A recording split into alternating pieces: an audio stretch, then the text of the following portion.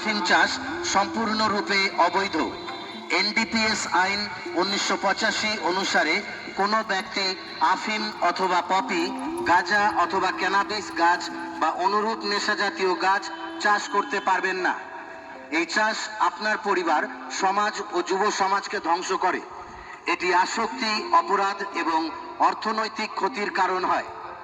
NDPS আইনের ধারা 8 অনুসারে এই চাষ সম্পূর্ণভাবে নিষিদ্ধ।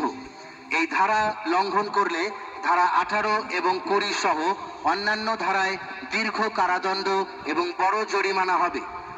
পঞ্চায়েত সদস্যদের জন্য বিশেষ সতর্কবার্তা।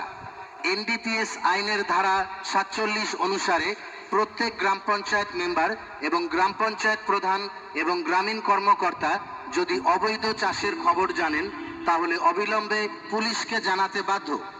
রিপোর্ট না করলে তারাও শাস্তিযোগ্য অপরাধে দায়ী হবেন। জমির মালিকদেরও ধারা 46 অনুসারে একই দায়িত্ব। জেলা পুলিশ প্রশাসনের আবেদন, কোনোভাবেই গাঁজা বা আফিম চাষ করবেন না। আশেপাশে দেখলে বা জানলে তাৎক্ষণিকভাবে পার্শ্ববর্তী থানা ও পুলিশকে জানান। আপনার পরিচয় গোপন রাখা হবে।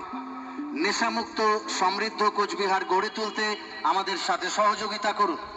কোচবিহার জেলা পুলিশ এই অবৈধ চাষের বিরুদ্ধে কঠোরভাবে অভিযান চালাচ্ছে। লঙ্ঘনকারীদের বিরুদ্ধে আইনানুগ ব্যবস্থা নেওয়া হবে। সকলে সচেতন হন, নেশার চাষ প্রতিরোধ করুন।